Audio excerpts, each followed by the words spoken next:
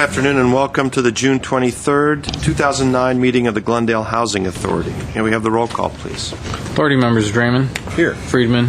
Here. Mincy. Here. Parazian. Here. Quintero. Here. Weaver. Here. Chairman Najarian.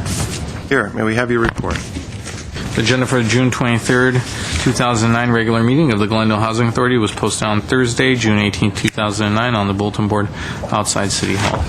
Thank you. May we have the next item? Next item is approval of minutes. So moved. Second. Motion and a second. If there's no objections or corrections, the minutes will be approved as submitted.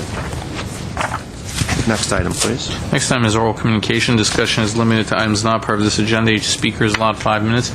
Members of the Housing Authority may question or respond to a speaker, but there will be no debate or decision, and the matter may be referred to staff through the Executive Director for investigation and report. Thank you. The only card I have is from Herbert Milano.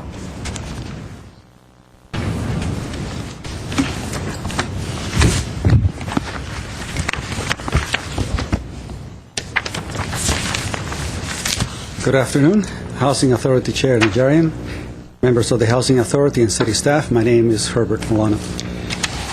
As you know, for the past year and a half or so, I have been promoting that the city move towards obtaining some quality of life indicators.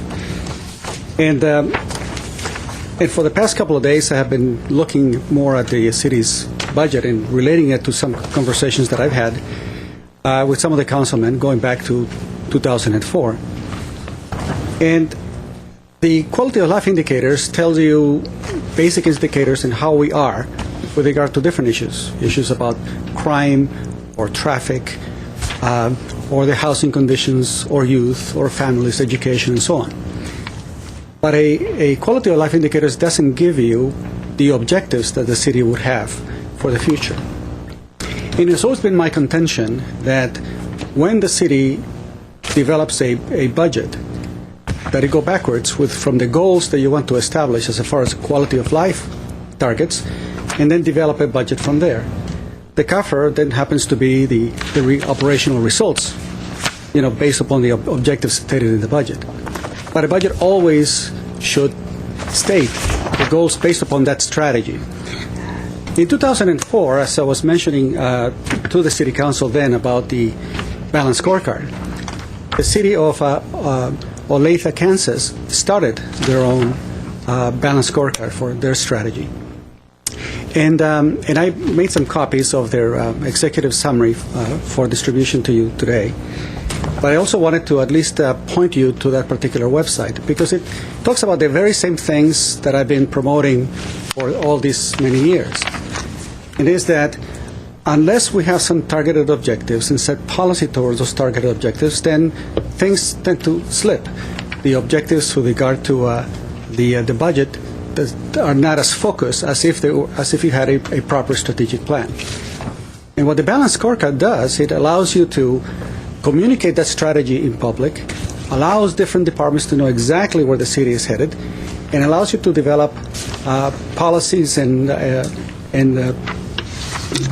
other objectives that could be measured and to which people and departments can be held accountable. At the end of the day, the results of all that objective is how the city has done overall. And to do this now on a yearly basis. So if we can get the display, I'd like to show you at least this particular part of the website.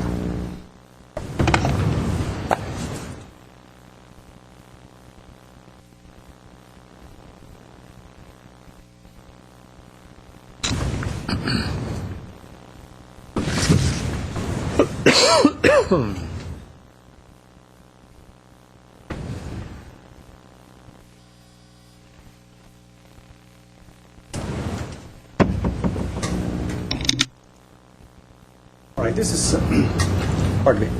All right, I'm ready. Oh, I think I lost it. One second.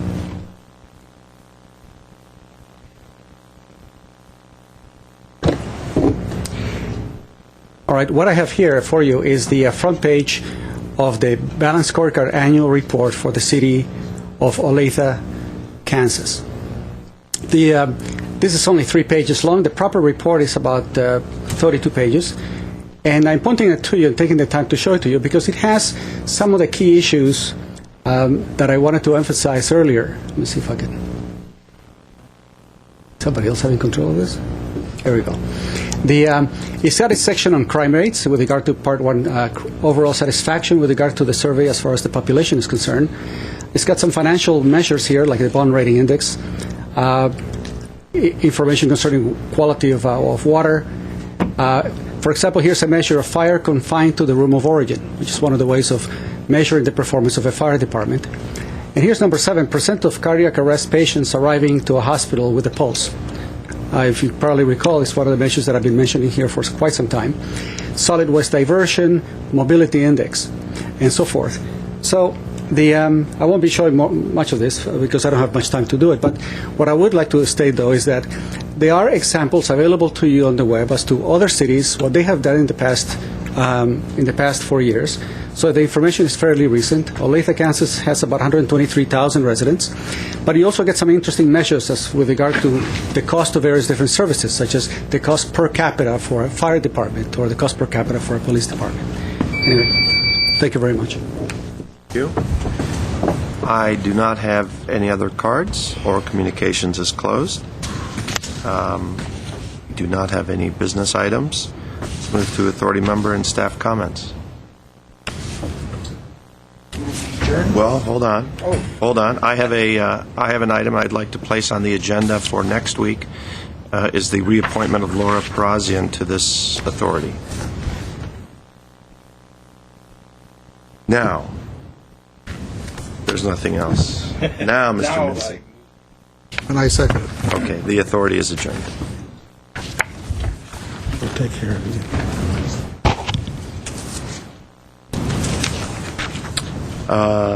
What do we want to do? How do you wish to proceed? Get redevelopment over. Wait, there's housing. We'll do the joint. It's still saying adjournment. That's fine. Redevelopment? All right.